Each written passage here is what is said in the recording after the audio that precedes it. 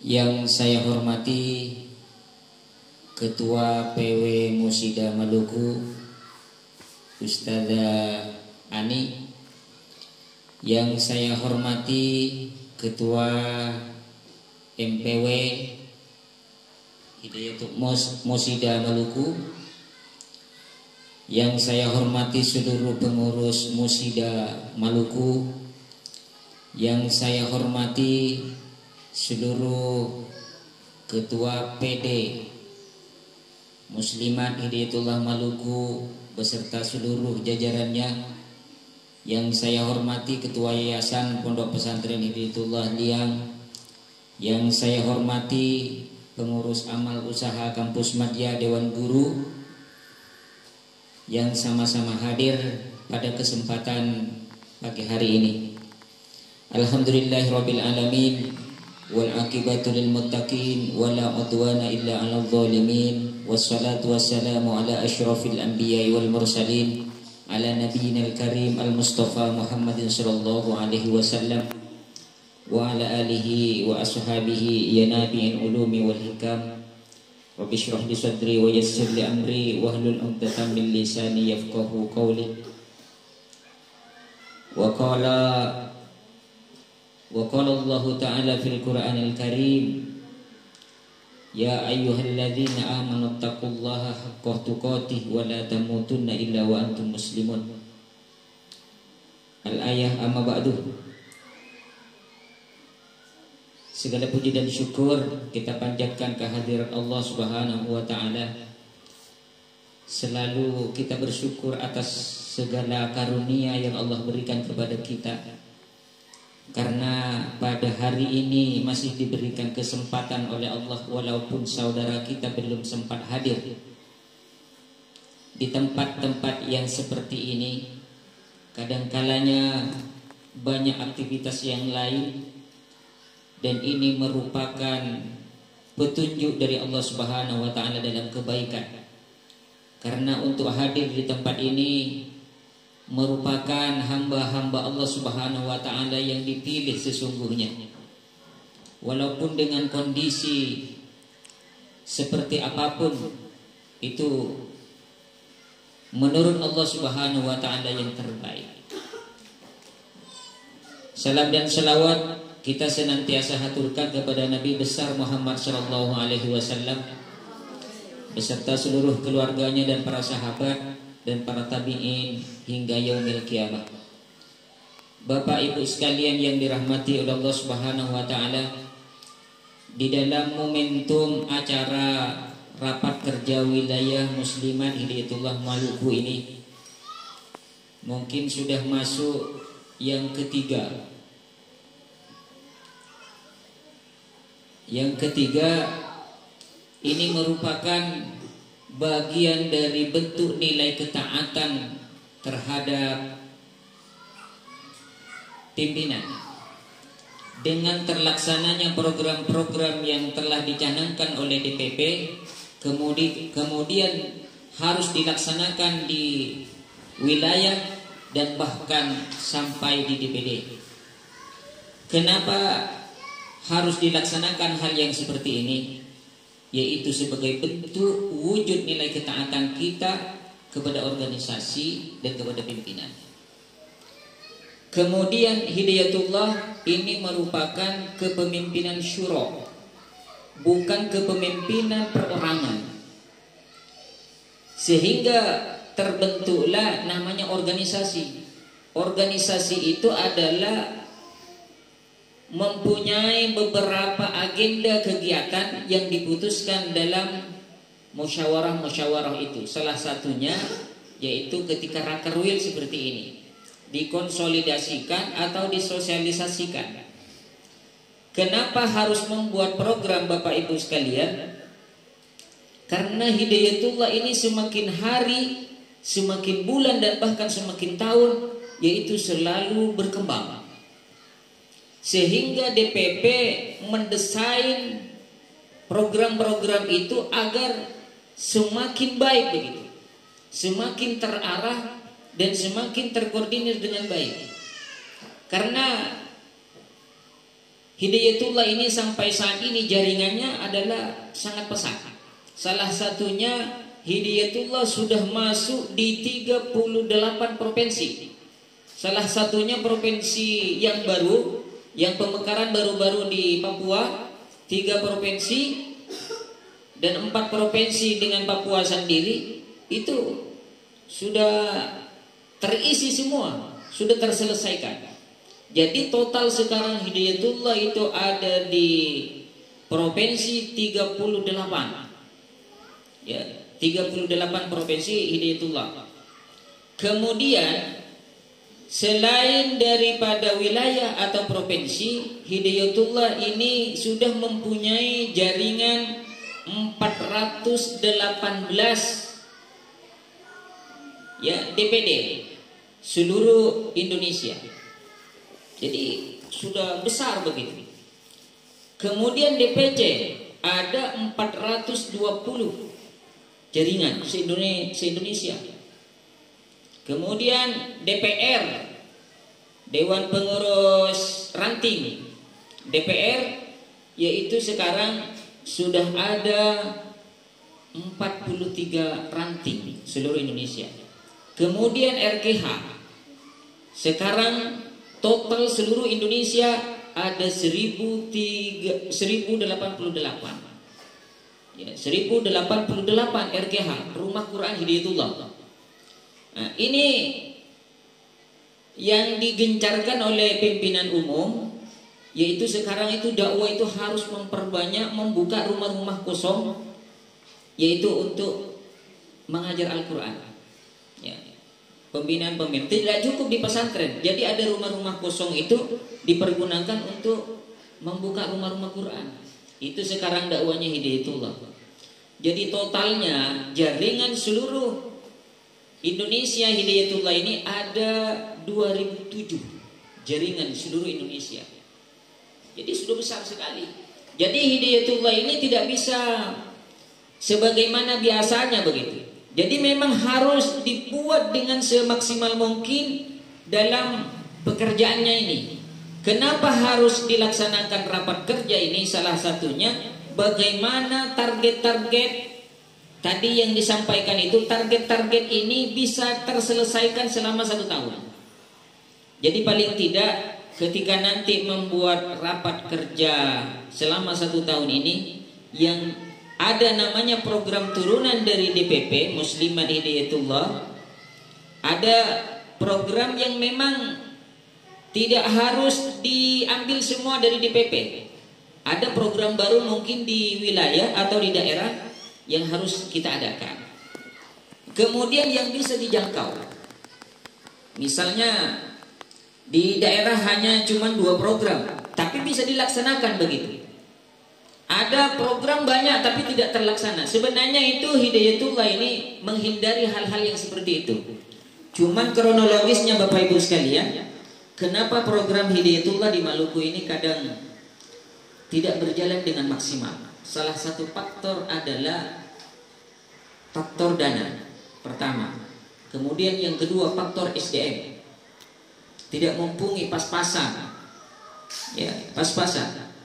Faktor dana ini kalau tidak jelas, maka program berapa saja dibuat oleh organisasi, maka tidak akan jalan. Tidak akan jalan karena dana itu bagian daripada kekuatan yang menopang untuk jalannya program. Sesungguhnya, sehingga di situ dibuat komitmen, kontribusi itu sesungguhnya Bapak Ibu sekalian. Makanya kemarin di DPW itu setiap amal-amal usaha dari DPD ke DPW berapa per bulan. Begitu pula muslimat. Hidayatullah. Biar jalan programnya harus ada komitmen. Kemudian mengacu kepada target dana itu sesuai dengan program. Ya. Karena yang jalan selama ini kita itu kan proyek saja. Bapak Ibu sekalian, saya sampaikan masalah ini. Saya diskusi tentang masalah organisasi. Hidayatullah dulu setiap kegiatan rakerwil, rakerda dan lain sebagainya membuat proposal. Sekarang di DPP itu tidak membuat proposal lagi, Bapak Ibu sekalian. Dilarang. Karena kenapa? Instansi itu tidak menarik begitu. Tidak tertarik untuk memberikan bantuan, masa rapat kerja saja harus minta bantuan. Itu. Makanya di DPP itu sekarang tidak menggunakan proposal. Sehingga sampai kemarin di DPP di DPW kita mau buat proposal itu ke instansi, karena dari DPP sudah tidak ada perintah seperti itu, makanya ketika rakerwil itu dibuat namanya komitmen. Ya, tapi harus jalan. Setoran itu harus jalan. Kemudian sesuai dengan program. Ketika misalnya kegiatan seperti ini, ya, biayanya rakerwil ini berapa? Kemudian transportasi dari DPP misalnya ke sini bolak-balik sekian. Kemudian kemarin kalau di DPW khusus bapak-bapak kemarin itu 100%, kita menyoroti langsung ke pusat, bolak-balik itu ditanggung oleh DPP. Karena memang dari DPP itu bagi wilayah yang tidak mampu maka harus menyoroti ke pusat. Alhamdulillah di ACC bolak-balik itu yang tanggung pusat. Ya, biaya pesawatnya itu pusat. Jadi kalau di sini sebenarnya ada pas tiba-tiba ada kebijakan dari DPP sebagaimana bapak-bapak yang mendampingi ke wilayah misalnya harus menyoroti begitu kan, bolak-baliknya ditanggung. Nah, tapi persoalannya karena dari DPP Musida ini tidak hadir, tidak ada, hanya ketua DPW mungkin ketua PW mungkin dari DPP tidak mau memberikan bantuan itu. Tapi tidak tahu apakah ada kalau tingkat Musida atau tidak. Tapi yang jelasnya Musida ini adalah sebagai organisasi pendukung. Ya, organisasi pendukung yaitu yang menguatkan organisasi yang ada di wilayah ini. Makanya DPW itu harus mensupport dan mendukung kegiatan-kegiatan yang seperti ini. Nah, cuman pertanyaannya di DPW itu punya uang atau tidak? Itu saja. Ya, makanya sampai kemarin di waktu rakerwil kita sampaikan setiap amal-amal usaha di yayasan, sekolah-sekolah itu harus ada kontribusinya ke organisasi. Ini Bapak Ibu sekalian, dan saya sampaikan di teman-teman guru yang hadir ini biar juga paham tentang organisasi Hidayatullah. Jadi amal-amal usaha yayasan, sekolah dan lain sebagainya itu pertama karena adanya DPW, begitu. Yang nomor 2 setelah DPW ada namanya DPD. Itu tugas utamanya. Setelah itu DPD membuat amal usaha yang dikenal dengan namanya yayasan. Jadi yayasan itu bertanggung jawab berjalannya DPD itu. Nah, kemudian DPD juga bertanggung jawab berjalannya kegiatan DPW. Terus begitu sampai ke pusat. Jadi kadang-kalanya teman-teman guru tidak memahami hal yang seperti itu. Apalagi kalau dana BOS itu. Dana BOS kan tidak boleh dikontribusikan ke lembaga atau ke organisasi. Itu secara juknis ketika ada kegiatan tidak ngambil lagi sembarang karena sudah dibuat komitmen per bulan dan harus disetor. Nah, kalau itu sudah jalan tidak boleh lagi minta semaunya dan sembarang. Sama di sini kampus Madya. Kampus Madya ke DPW berapa? Ya, misalnya 3 juta atau 1,5 juta. Ya. Kalau kemarin kalau tidak salah berapa Ustaz ya? 2.500.000. 1.500.000. 2.500.000. Jadi kewajiban kampus Madya ini ke DPW 2.500.000 per bulan harus disetor. Ketika ada kegiatan tidak boleh DPW minta. Kemudian amal usahanya, pendidikannya jalan tidak terganggu. Tapi kan yang sebelum-sebelumnya kan kita belum paham tentang masalah organisasi. Sehingga kita itu ketika ada kegiatan ambil saja. Ambil. Akhirnya apa? Ketika kita jalan usaha kegiatan itu, uang sudah habis digunakan untuk kegiatan. Itu sesungguhnya salah, bukan organisasi. Ya, bukan organisasi. Ya. Ini biar sama-sama juga jalan, dan juga amal-amal usaha itu biar juga paham masalah seperti ini. Hidayatullah itu bukan dari atas ke bawah, dari bawah ke atas. Itu bedanya. Kalau pemerintah dari atas ke bawah, yaitu dari atas membantu kita. Tapi kalau hidayatullah dari bawah ke atas, ada namanya iuran anggota dari pengurus. Itu dikirim ke pusat, gajinya orang pusat. Atau kegiatan di pusat itu dari daerah. Begitu. Nah, sehingga begitu Kak Ustaz. Iya, karena memang sebagai nilai ketaatannya itu seperti itu. Ya. Karena dari DPP itu ya kecuali punya usaha-usaha, tapi alhamdulillah sekarang kan DPP pusat itu sudah punya BUMO, Badan Usaha Milik Organisasi. BUMO. Ya. Mestinya juga di wilayah bapak-bapak maupun ibu-ibu itu harus punya usaha. BUMO itu Badan Usaha Milik Organisasi Musida misalnya, pabrik roti misalnya. Itu kan bisa sebenarnya. Kalau misalnya mau diwujudkan miliknya DPW atau miliknya DPD, nanti bisa diprogramkan. Sehingga misalnya dari DPD Namlia datang, dari PD Namlia datang, dari PD Masohi datang, tidak ngambil lagi dari uang yayasan. Jadi ada miliknya Musida sendiri, PD sendiri, miliknya begitu. Kalau itu sudah dipisah, insya Allah jalan. Sing nyonat lah yang miliknya yayasan atau miliknya sekolah itu. Cuman kan kita ini kurang memahami hal-hal yang seperti itu. Nah, itulah pentingnya rapat kerja wilayah ini. Itu Bapak Ibu sekalian, harapannya mudah-mudahan nanti ketika membuat program, ya paling tidak itu tidak usah terlalu banyak, sedikit program turunan dari PP. Kemudian kalau ada program baru yang bisa dilaksanakan di tahun ini, walaupun dari DPP itu banyak, dari PP itu banyak, tapi kan tidak harus diambil, yang bisa dijangkau di wilayah atau di daerah masing-masing. Jadi mungkin ini yang dapat saya sampaikan untuk mewakili dari Ketua DPW, karena kemarin menyampaikan salam beliau dari Namrole. Ketua DPW mestinya itu tinggalnya di Kota Ambon, tapi karena menjadi pemain tunggal di Namrole dan tidak ada lagi SDM, ya mau tidak mau harus Ketua DPW di sana. Istrinya ada di Kalimantan. Jadi itu ya cocoknya memang punya istri dua, ya di Maluku dengan di Kalimantan. Nah, akhirnya kan kasihan. Istrinya di Kalimantan habis silatnas kemarin ditinggal, terus ke Namrole.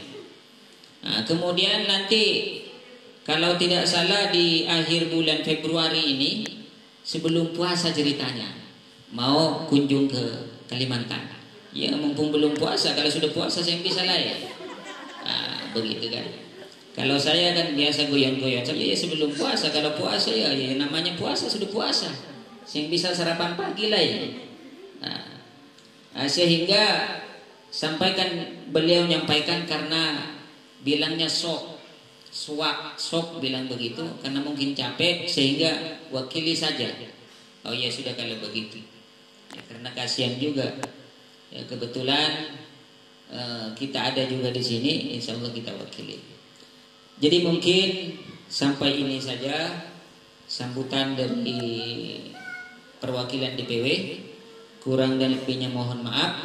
Mari kita buka acara rapat kerja wilayah Musida Hidayatullah Maluku dengan bersama-sama membaca basmalah. Bismillahirrahmanirrahim.